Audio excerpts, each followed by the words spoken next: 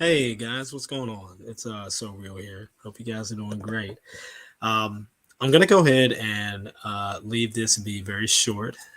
Just think of it as I don't know, maybe like a little preview or something. Okay. This is gonna be a short version of a little bit of a longer review. But I decided to go ahead and do something a little bit right now. Been kind of thinking about it for a while, but of course, life and other things just kind of make my schedule a little hectic. But I found a little slither of time to go ahead and share something with you guys.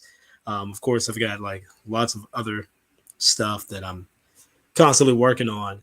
However, I should have actually left this in the link. You know what? I need to put this in the link. So what I'm going to do is I'm going to put this right here for you guys to review because unfortunately, what I'm about to show you is unlisted so far. You have to ask yourself why. Why this is still unlisted? I don't know. I could be wrong as to why. Um, but I'm gonna go to put that right there. This is basically a recap of um, of a debate, not a debate. I'm sorry, a dialogue, a kind of a discussion that I've done with two other Christian brothers and against three other professing Hebrews. And so I'm going to go and get right into it. The entire thing was about what is salvation and who is it for? And just as I had predicted in my opening statement, um, the opponent's position rests on a prior position, which is who are the Gentiles? Most discussions rely on, definitions. Once the definitions are set in place, then after that, the discussion is over within minutes. Seeing that would be the case for them, you have to redefine certain terms and words and things and people and whatever in order to keep, your doctrine alive. So what I did was I showed through their context in this discussion that the Gentiles were actually Gentiles. But I'm not going to get into that right now. What I'm going to get into is the root of their position. It is all about context. So I'm going to show you first some three little clips of examples of what happens when you basically put away context and you presume your own. The next part I'll deal with is, the context that the other gentleman gave as to why he believes that Gentiles are lost Israelites. So that's the two rows. So let's go and start with the first one. I call this one fast and loose. We were basically accused of having precepts, which I think is pretty funny. Is what we call exegesis, like trying to get out of what's from in the scripture. However, it seems that they were the ones that were pulling precepts. I like to go to show you. So let's go ahead here, and I'm going to go ahead and share this. I want to show you something when what happens when you presume something and you don't actually do your due diligence. This was after the debate. So we're going to go ahead, go, and hopefully this can be heard. This one is about, all nations. I want you to watch how they use this term, all nations, to mean only Israelites, and look at what they do. I think probably a better one will probably be Jeremiah 3 and verse 23. Who are the Hebrews? My bad. The first one is not all nations. The first one is Jeremiah 3:23. And I want you to notice who he thinks the hills are and these other things. Just watch. Hills and who are the mountains? And when you finish the Andrew back, so let's let you get in there because I know you've been waiting to jump in for. Yeah, sure. And then afterwards, right. Yeah, I was going to say I'm gonna finish this verse off, and you can have it, Andrew. Sure. Okay, I'm gonna go ahead and read this real quick. Who are Israelites, to whom pertaineth the adoption and the glory and the covenants, including the old, that's the old and new covenants, and the giving of the law and the service of God and the promises, whose are the fathers and of whom, as concerning the flesh, Christ came, who From the Sorry about hills and from the multitudes of mountains. It's this one. Sorry. Multitude. So have you noticed? It said from the hills and from the multitude of mountains. Truly, in the Lord our God is the salvation of Israel. So, who are the hills and who are the mountains? You're saying who are the hills and who are the mountains? Okay, sorry. But let me better say it. What are the hills and the mountains referring to? Well, it Can sounds we to me agree? the Can we hills- agree it's referring to a set of people or people groups? Can we agree on that at least? Well, it sounds to me that the hills and the mountains are basically, the land of Israel. Now, so I just wanted to pause right there because I don't have much time. I'm going to go ahead and speed up and basically show why he used that. Basically, what he's trying to say is that the hills and the mountains are the enemy nations and how it is in vain that they seek for salvation. If you go ahead and listen to the clip, that's essentially what he says. But there's a problem. All you have to do is simply read the verse, which Baxter had definitely bared out very well. And you can see that that's not what it says at all. Okay, just a second here. Just gotta refresh this. Sorry about that. Goodness. I guess this seems not to be working in terms of sharing my screen. So instead, I'm just going to go ahead and read this. Here we go. All right. I don't know what's up with my screen sharing abilities right now, but I'll go ahead and read this. If you read in Jeremiah 23, this is what it says. So I'm going to go ahead and pull this up. It's Jeremiah 3:23.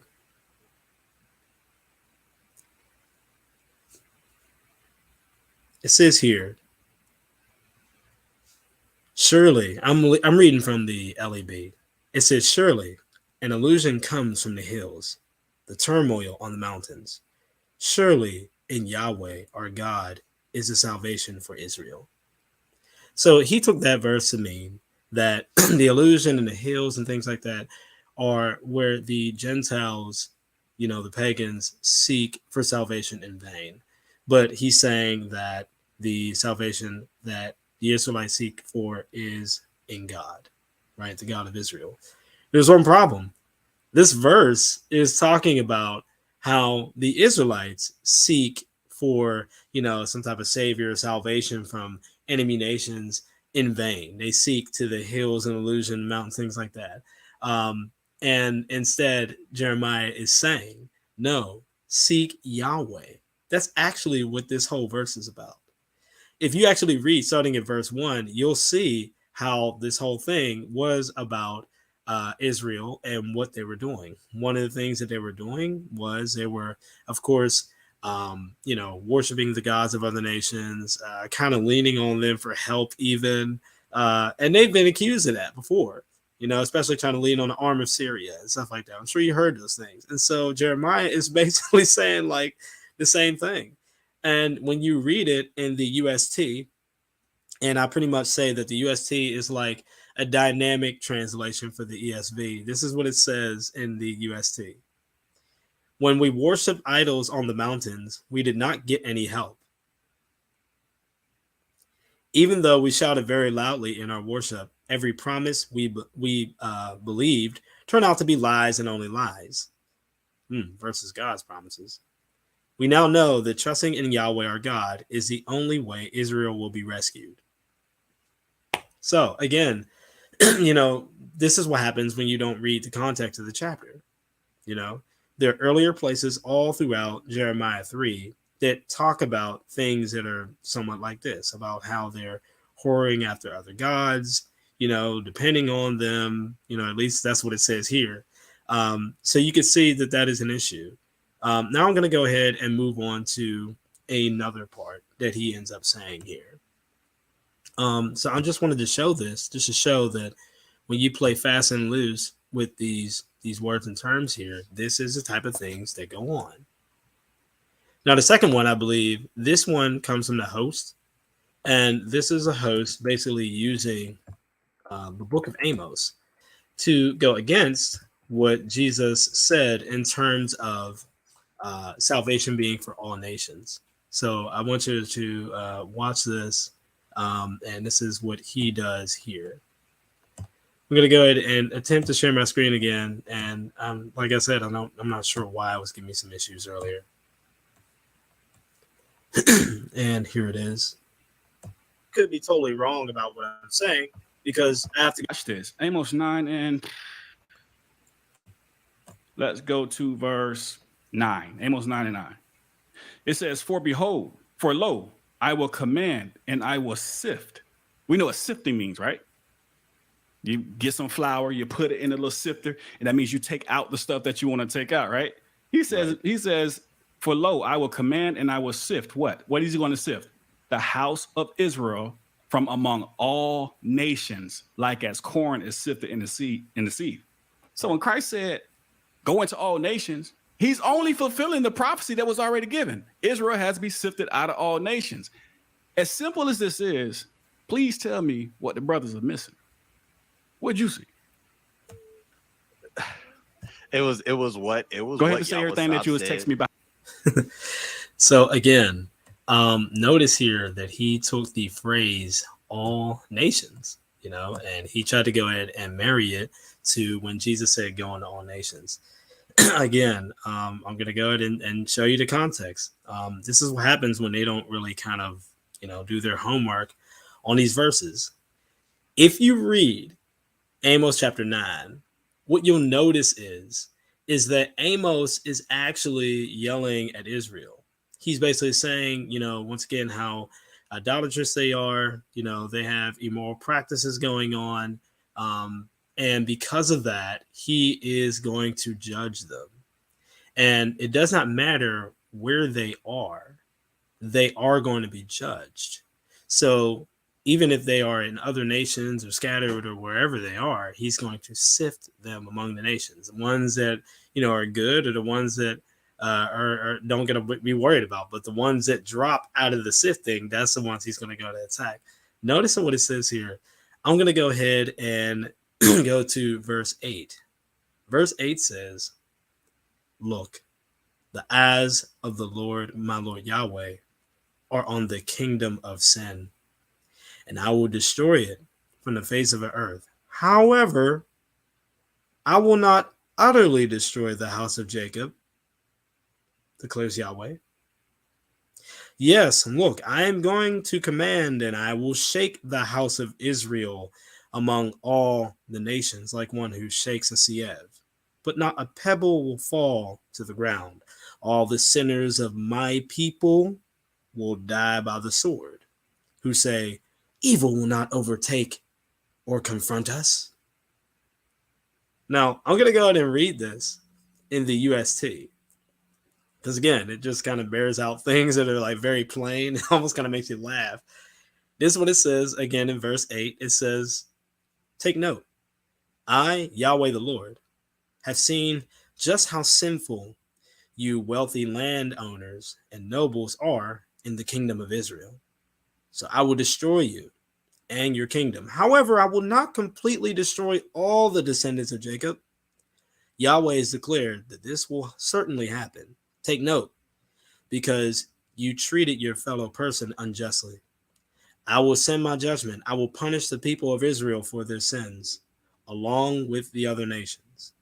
And he actually did that in Jeremiah's prophecy, now that I think about it, because he spanked everyone through Nebuchadnezzar. But that's another story. You can look at that in Jeremiah 27 and I think Jeremiah 28. My judgment will be thorough, but not one wicked person will survive. From among my people, all you sinful people who say, we will not experience disasters, nothing evil will happen to us. Your enemies will kill you with their swords. So you can see that, all this among the nations that he's trying to say that, well, that was something that Jesus was pulling from Amos, when he's talking about he's going to sift you among all the nations and stuff. And that's not what Jesus is talking about when he says go into all nations.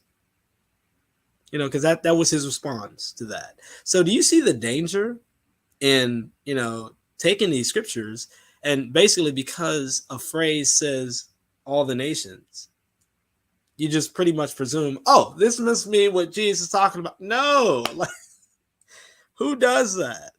Who does that? You see how dangerous that is? Just because I find a phrase that's in the Old Testament, I'm going to presume that, oh, that's what Jesus meant when he was talking about in the New Testament here. Meanwhile, I just read to you guys exactly what's going on in Amos. Again, if you don't believe me, start with verse 1. Amos talks about what he's frustrated about. Here's another one. Let's do this third one here. And I don't know which one this is, but we're going to go ahead and find out here. And again, this is just a preview. This is not exhaustive. These are things I want you guys to pretty much think about. Okay. I'm going to go back here. I'm going to click that. And let's do this one.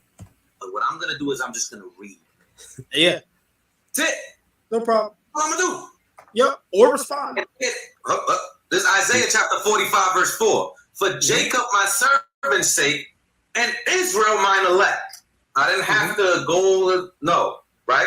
I have even called thee by thy name. I have surnamed thee, though thou hast not known me. Now I agree. The elect is the church. But who's the church? This is Acts chapter 7 and verse 37.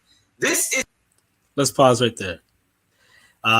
So notice here, this was about the term elect. I try to tell him that in the New Testament, the church is the elect. That's the term that was applied to the church. And so what he did was he went to Isaiah 45 to show that Israel is called elect. Now, going to the Old Testament, there's nothing wrong with that to show that Israel is called elect. That's the Old Testament. Great. Wonderful. I agree that Israel was called elect in the Old Testament. The question is, who's called the elect in the New Testament? It's the church. But the problem, once again, is context. And these guys talk about how they reign over context.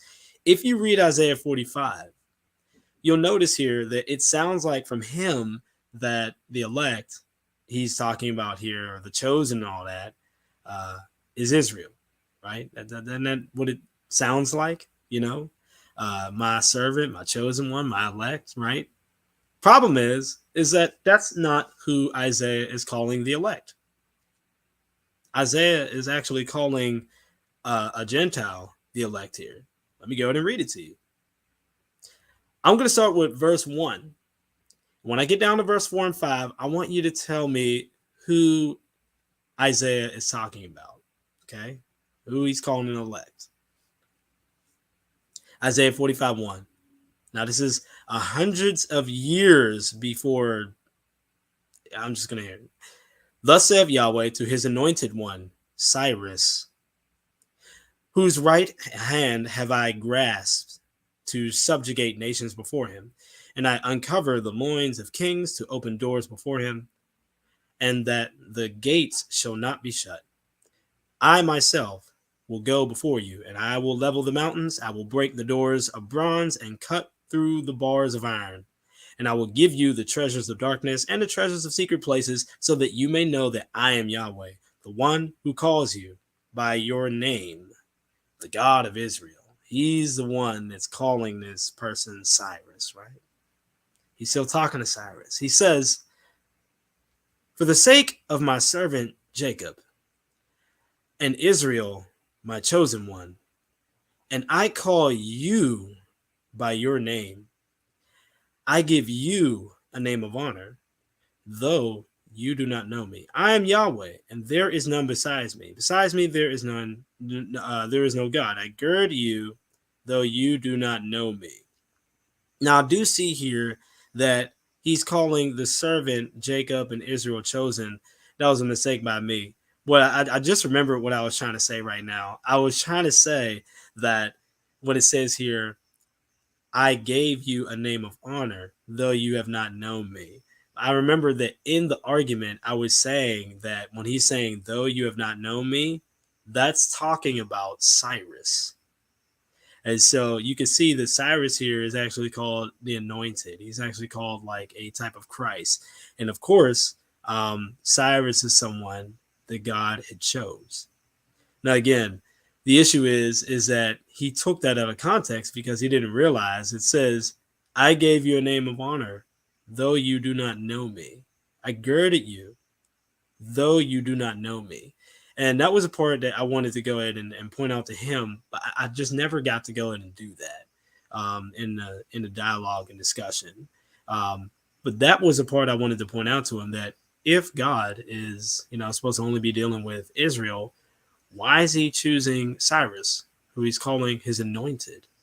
And I do believe in some other place, it says that he has chosen him or something, and he's like his chosen as well. I just forget what that is. But yeah, when it comes to Israel, Israel is called chosen in the Old Testament. So he's right when he uses this word right here for chosen for Israel, but he's wrong when he says that, Jesus only died for Israel and he's only dealing with Israel. That was one of the arguments that he was making. And so again, if you actually look at the video, you'll notice that I did all the responses where I showed in the New Testament where the Christians, the church, was actually called chosen. But that was the only gripe that I had with when he went here, that he didn't realize who Isaiah was talking to. He was talking to Cyrus, saying that he was a guy that didn't know him, but yet he called him his anointed, his Christ, basically the anointed one, his Messiah, who would go ahead and deliver the Jews. And so that was another thing that. Oh, and of course, in verse 17, it also says, Israel saved by Yahweh with an everlasting salvation. You shall not be ashamed and humiliated into all eternity. I also showed there that, again, the person who's doing the saving, by God is Cyrus. So that's what they're talking about. And also I showed how the world without end was actually talking about Olam ad Olam. It wasn't talking about a physical world, but an eternal duration of time. That's the reason why the newer translations get it right. So that's why it says to all eternity. So another place that I want to go to, and this will be my last one because after this, I do got to go ahead and go.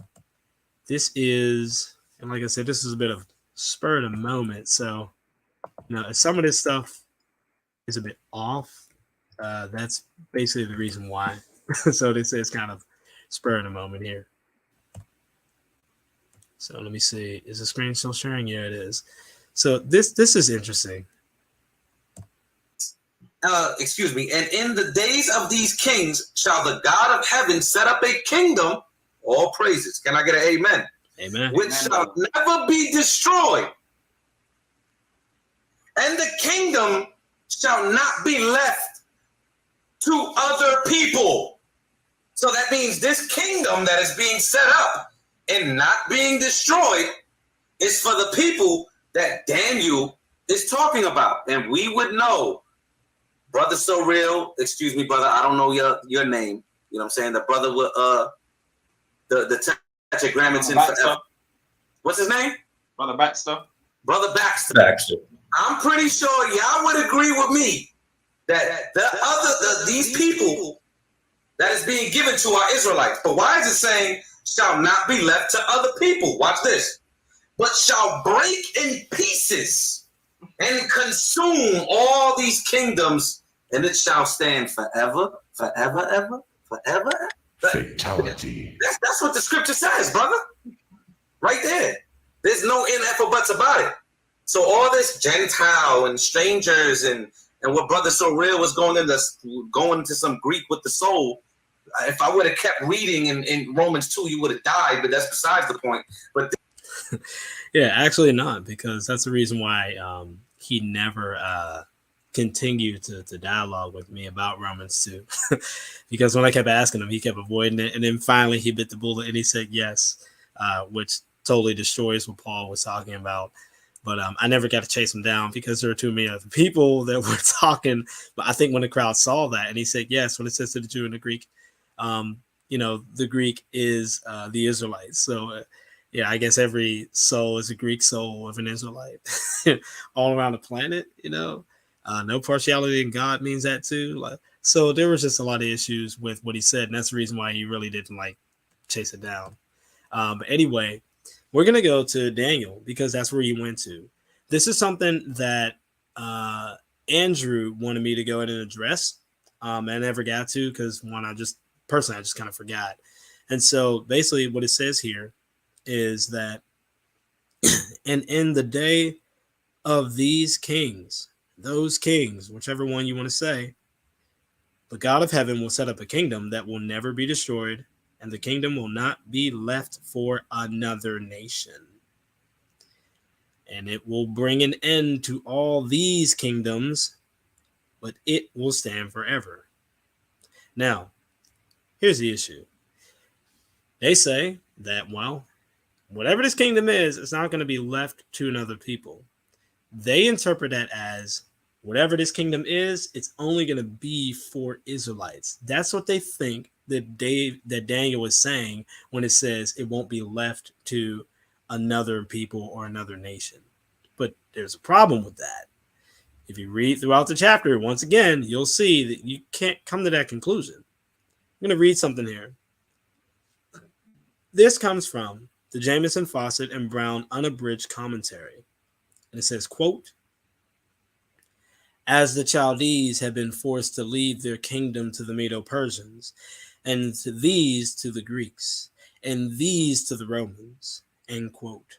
In other words, when you read the chapter, you'll notice that he's saying that the kingdom of God is not going to be left to other secular rulers and things here. Let me just go ahead and read what I wrote here in my personal notes. I said, notice the verse says these kingdoms. So it's comparing the kingdoms that it was already talking about in the chapter.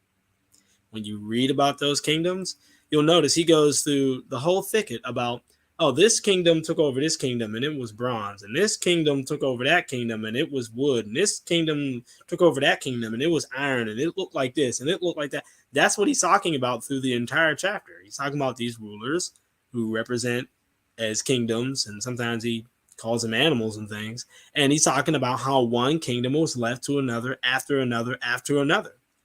And he said, when it comes to God's kingdom, it's not going to be like that. That's what he meant. Had nothing to do with what this guy is pushing.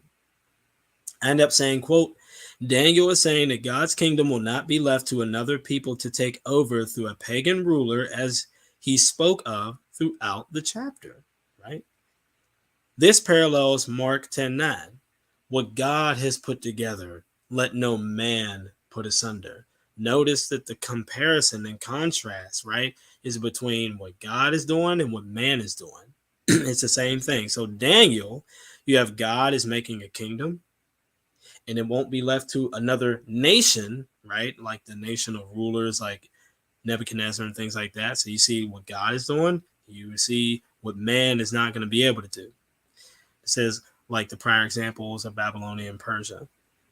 Then compare that to Mark. God puts together a marriage.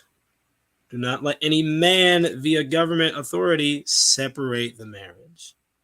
So you can see there's a scriptural comparison to what we see with Jesus talking about with marriage, what God does with it, and what man shouldn't do with it.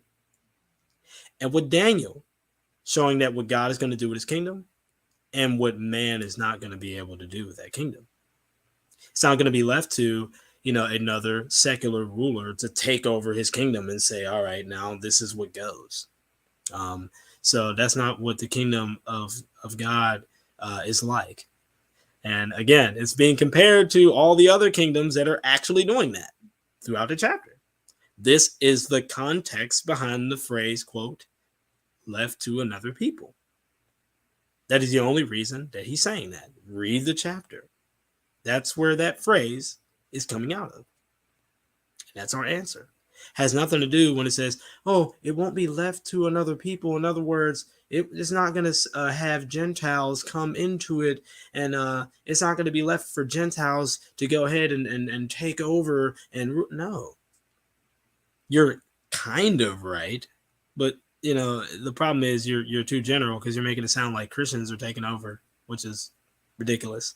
To say the Gentile Christians will take over. No, It's saying left to another people. In other words, like a ruler like Nebuchadnezzar of Babylon to come over and take over this kingdom, just like he was explaining all throughout the chapter. That's what it means. So with that being said, I'm going to go ahead and put it on pause right there. There are two other things that I had here highlighted that I wanted to go ahead and go through, but I got to go ahead and get ready to go.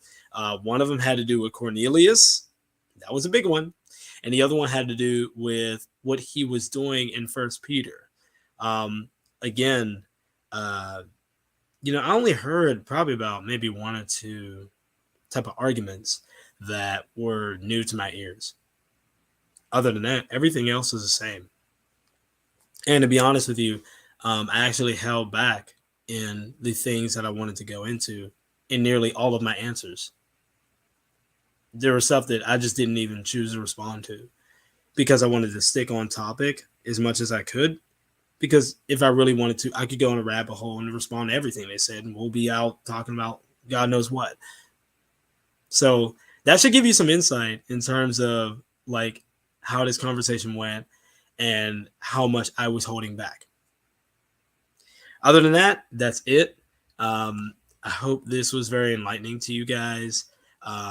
There will be another one. And again, I'll probably download it, upload it on my channel soon, I guess. If not, the link is there. I encourage you guys to watch it.